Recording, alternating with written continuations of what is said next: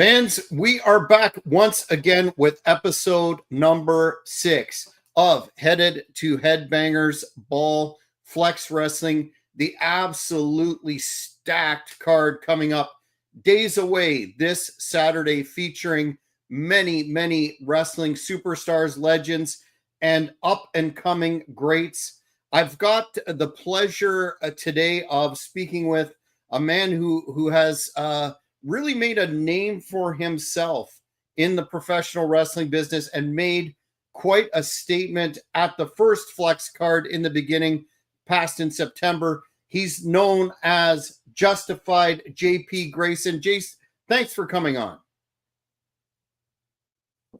Can you hear me? Yep, now your mic's on. Awesome. Thank you for having me. I guess the logical place to start is to ask about how did you come to pursue pro wrestling as a business? Was it a dream of yours growing up, or how did that whole sequence take place? It's always been a dream of mine. My brother and I grew up watching WWF back in the day when it was the Attitude Era, and took a liking to tag teams such as the Hardy Boys. Those are just our heroes and idols growing up. So it was tag teams like the Hardy Boys that really inspired us to become pro wrestlers. Mm-hmm. When you made that decision to pursue it as a career, what was your process behind training? What was that like? Did it was it the type of training that really prepared you for what was to come, or did you look into that in detail in terms of choosing a school, trainers, etc.? Yeah, absolutely. So to give you just a quick backstory, again, this is just pro wrestling has just been something I've always wanted to do, always wanted to be a wrestler. So preparing for all this, I did sports growing up. I wrestled amateur, did amateur wrestling in middle school, junior high, high school.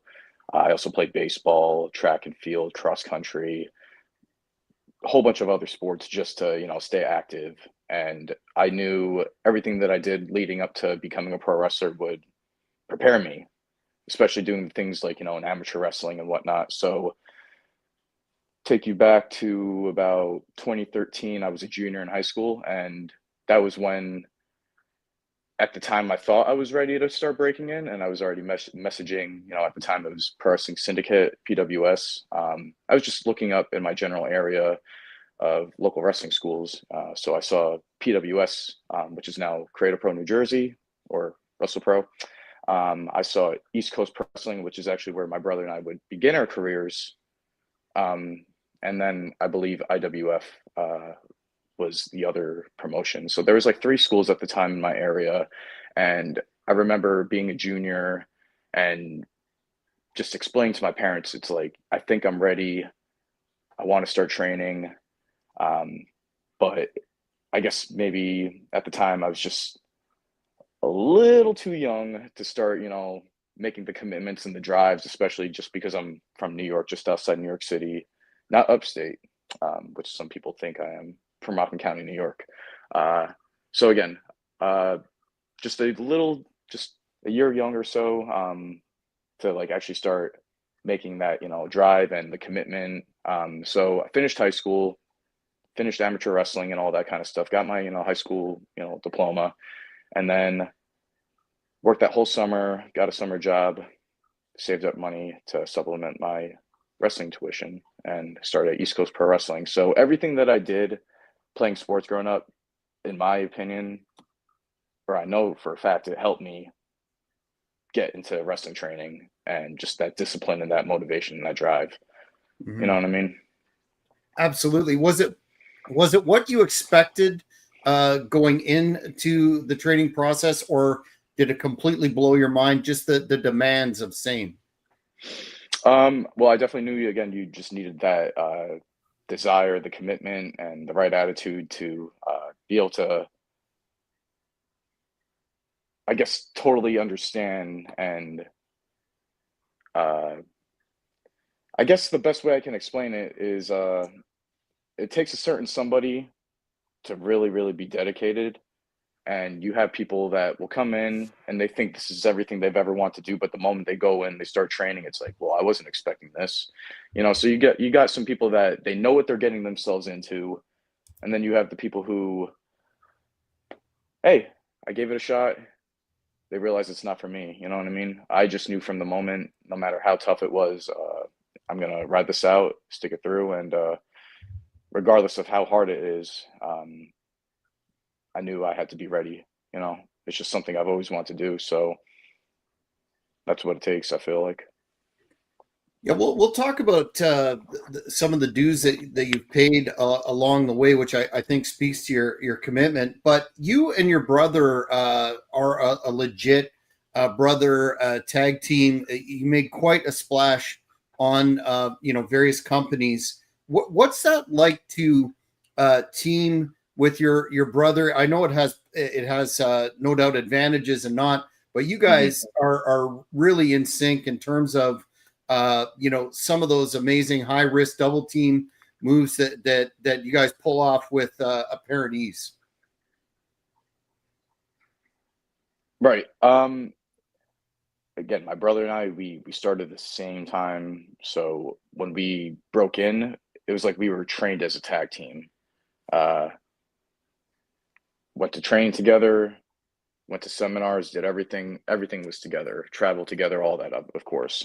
But as far as the, I guess, cohesiveness, if you want to call it, or just being in sync, no pun intended. That kind of stuff. It takes time and repetition, and it definitely wasn't something that happened overnight. I mean, we had an advantage because yeah, we were brothers, but when it came down to it, it really took a lot of time and repetition and training. Just to make sure that we were, on point, and timing, positioning, everything about being a tag team. It doesn't happen overnight. That's for sure. Regardless if you're brothers, best friends, cousins, whatever you name it, Mm-hmm. being a Got tag a team is, there's more to that. There's more to just being in the ring together when you're a tag team. Absolutely. Got a fan question, and I think Sure. you might have answered with the Hardys, but the fan wanted to know if there was one tag team, past, present, future, say aside from the Hardys. That's the obvious answer that you could do a program with or face once. Who would that be? Oh man, that's a great question. Aside Mhm. from the Hardys, I would say the original Backseats. Johnny Cashmere, Trent Acid. Uh, I mean, that's just a match I felt like, if Trent were still around, if they were still a tag team, I feel like that would just be a dream match for us. Mhm. Absolutely agreed. Your move set is really impressive, and I guess I'll list a couple of them. Your front handspring cutter, 360 spinning kamikaze, that beautiful unprettier that you do. How did you decide or land on incorporating? Perhaps the fans that haven't been in the ring, that takes some technical skill. How Oh did yeah. you land on incorporating and developing that's getting so much attention? Well, Christian Cage, he's definitely somebody that I grew up watching as well, and I would consider him definitely one of my all-time favorites. So I just always felt like the Unprettier or the Kamikaze Kill Switch, whatever you want to call it, has just been a pretty cool, unique move, and it just so happened that my original trainer Gino Caruso used that as a finish as well. So I just thought it was something pretty cool to, I guess, like tie into like my roots. It just so happened again my trainer used that move as well, and very well could have done it before Christian did on TV. You know what I'm saying? I know him and Little Guido or Nunzio.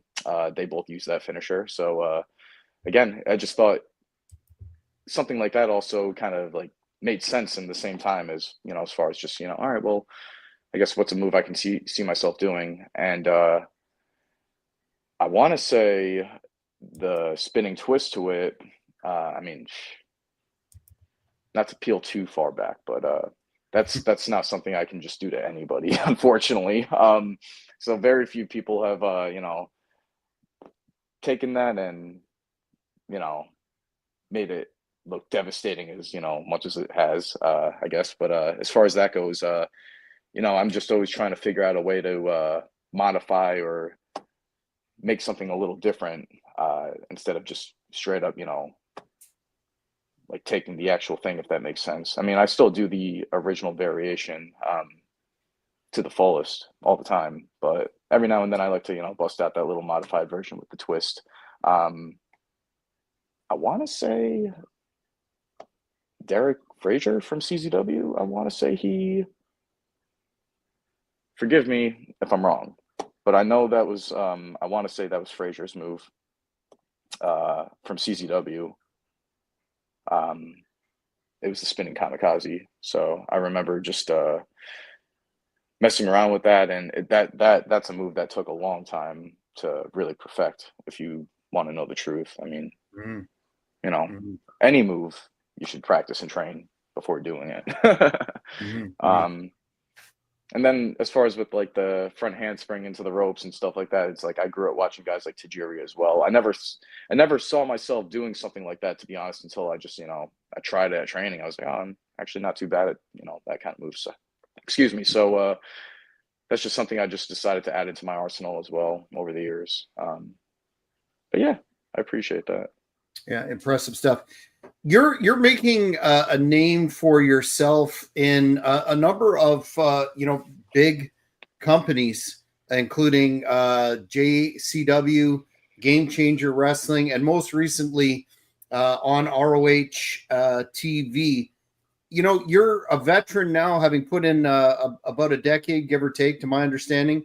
Hmm. How did you stay motivated? Because independent wrestling, as you know better than myself, can be really tough stretches, and paying those dues, so to speak. Now to see everything start to pay off, so to speak. Yeah, I mean, there's been a lot of times where myself, my brother, you just want to hang them up, quit straight up, especially after just, matches that I guess weren't the best. Many different situations and times where we just, had to, find that motivation to not give up and quit. But that's really what it all comes down to is, just having that heart and desire. And, if this is something you really want to do, you'll find a way to not give up and just keep going and just keep chopping away. There's been so many times where, you know, we've had those moments where it's like, we contemplate everything, all of our life choices and decisions and stuff like that. But what really makes us turn back around is just figuring out why we love this so much. And, you know, you just got to find that self motivation. And at the end of the day, if you give up, then you're the one that failed. You know what I'm saying? So no matter what, uh, just don't give up. That's my advice. Also, you know, nothing happens overnight, and also I've realized everyone has a different path and journey, and you can't compare yourself to other people. When your time happens, things happen for a reason.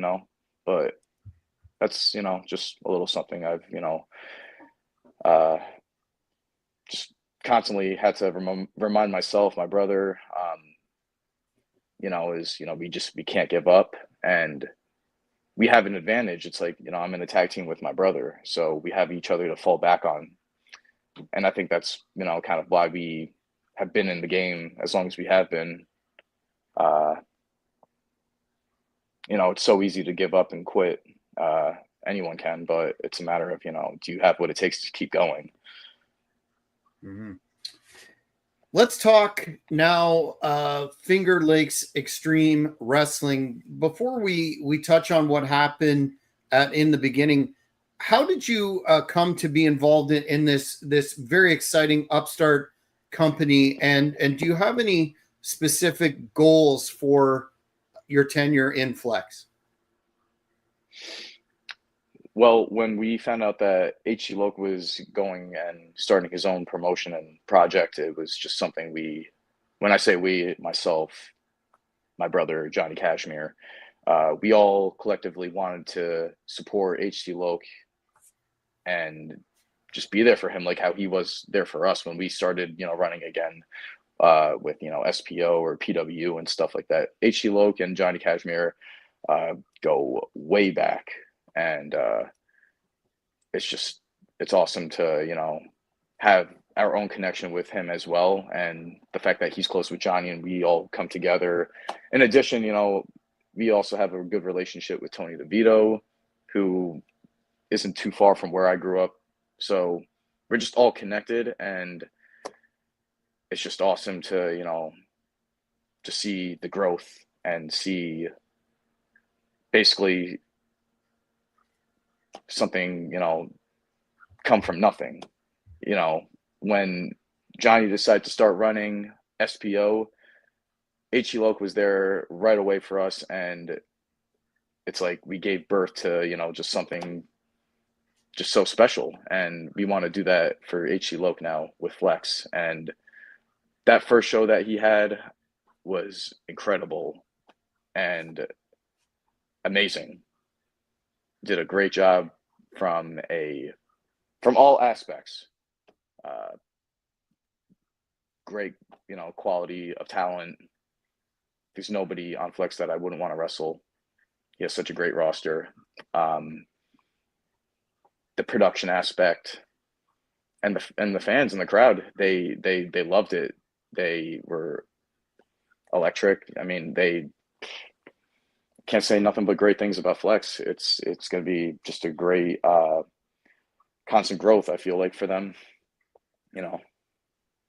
And having been in the crowd for the first show, one of and I mean so many great matches, but one of the ones that really stood out in my mind, being a fan like yourself of tag team wrestling, was your match with Mr. Cashmere against the High Seas. Man, that was an old school style classic. But then the shocking turn of events that occurred. I mean, when you did what you did, maybe you'll explain that to your partner. You could hear a pin drop in that crowd. There was silence. People were shocked, myself included. What in the world caused that to happen in your mind? What was the motivation for that? I got to make a name for myself, and at the end of the day, if that means having to take out my mentor at his expense and use that as an example to show everyone at Flex that I'm the top guy here, then I'll have to do that. And I did do that. At the end of the day, my goal and the mission with going on my own, being Justified JP Grayson, is showing everyone I can do it on my own. My way, no matter who gets in my way, even if it's my own mentor, anybody, it's justified, whether you like it or not.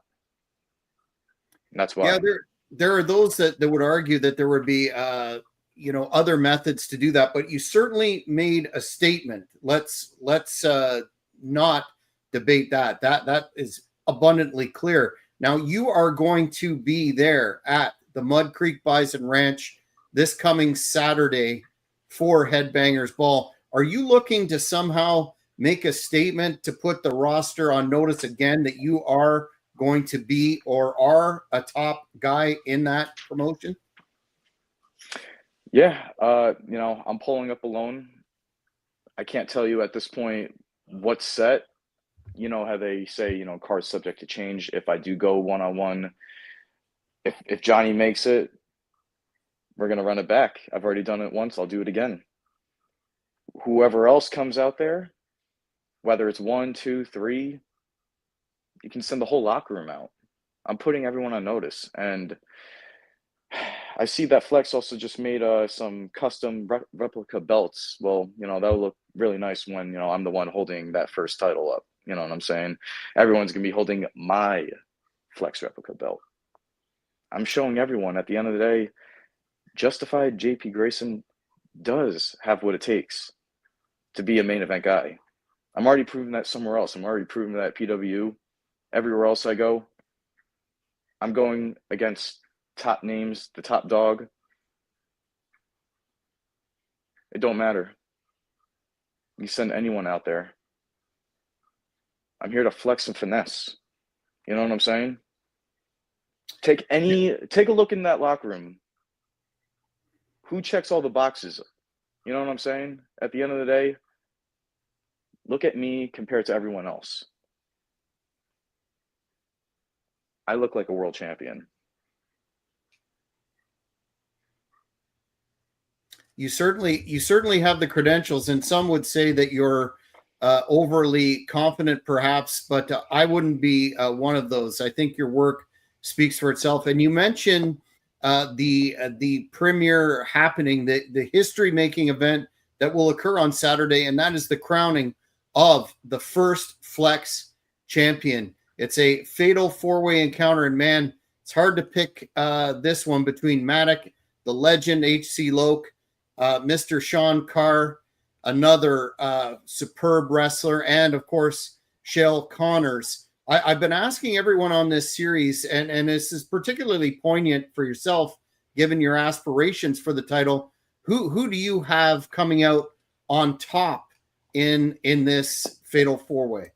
I mean, all 4 competitors are worthy, no doubt about that. If I had to make a guess, I'm gonna have to go with the man himself, HC Loke. I mean, there's no doubt about it. He has the most tenure. He's, the veteran. He's the veteran out of all 4 of them. He's done a lot. And I'll put my money down and say he might be the best wrestler in that ring when it comes down to it. I mean, he helped train Chael Connors. So everything that Chael does and know, well, HC Loke taught him. Now, you can't take away what Maddock and Sean Carr are all about as well. I mean, those are also worthy contenders for the title. But HC Loke is one tough dude. I mean, that man, he gets hardcore. And don't be surprised if that match goes extreme. I mean, it's Flex Wrestling after all. Finger Lakes Extreme Wrestling. Mm-hmm. Very good point. And fans, you're going to want to go to flexwrestling.com right now. Get your tickets because, again, it's going to be a packed house, a hot crowd. In addition to Mr. Grayson and the Fatal 4-Way, you're talking about a loaded card featuring legends such as Ricky Morton of the Rock and Roll Express, Kerry Morton, his son, Headbanger, Headbanger Thrasher. We're talking, and I'm going to leave out so many other premier talent on the show, but it's a stacked card. It's an absolutely stacked card. I will be there managing ECW legend Kingpin Angel Medina against Big Daddy Roy. That will be the first and only time I'm predicting that you will see Big Daddy Roy in Flex Wrestling. He's got a lot coming to him for spitting in my face, and he better be packing a lunch. But man, you cannot lose with this card. It is going to be one of the premier independent events of this year. I'm going to give you the last word. I know you're an extremely busy man, Mr. Grayson. What would you like to impart before we're just days away? Your training is on point. I'm sure you're ready to go. What would you like to tell not only the Flex Wrestling fans that are going to be at the Mud Creek Bison Ranch, but anybody else in the locker room? I mean, what do I have to say? I mean, Flex Wrestling, get ready. We're about to get into the Justified era Flex. And if you don't know what that means, you can follow me all over on social media at JP Grayson 1 on Instagram. That's the same thing for X or the Twitter, TikTok. Keep up with whatever we have going on. We have so much coming up, and I mean, we ain't gonna stop. And at the end of the day, like I said before, whether you like it or not, it's all justified. Excellent. I'm very much looking forward to seeing what you will be up to there on Saturday. But fans, once again, make sure you go to flexwrestling.com. Seating is limited. It's close to a complete sellout. I'm sure by now you're going to want to get your tickets and not leave it to the walk up on December the 6th, Saturday. Once again, flexwrestling.com. Mr. Grayson, I want to thank you for your time today, and am looking forward to, again, seeing you in action, whatever that may be, on Saturday. Thank you for having me. And this was a lot of fun. And I'm looking forward to seeing you on Saturday as well. And to anyone that comes through to Flex, it's going to be a great time. Bring your friends, bring your family, grab a bison burger. They're great. They're on point. I should have mentioned that. My God, I had to. You know what I'm saying? Everyone, please come by, support your local wrestling fed near you. Support independent wrestling. But fans, that's it for this, the last edition of Headed to Headbangers Ball. Make sure you join myself and broadcast colleague DJ Immortal on Thursday, December the 4th at 5 p.m. Eastern Standard Time. We're going to be running down the entire card, complete with predictions and other information. Don't forget, we're going to have a very special mystery guest on that show that you're going to have to tune in Thursday, December the 4th at 5 p.m. to catch. Until then, I'm Jack Kilby. See you at the matches. Thank you for watching this video. Please give it a like if you enjoyed it. Be sure to follow us on all social media platforms at Cheap Heat Productions. Don't forget to hit the notification button, and you won't miss any of our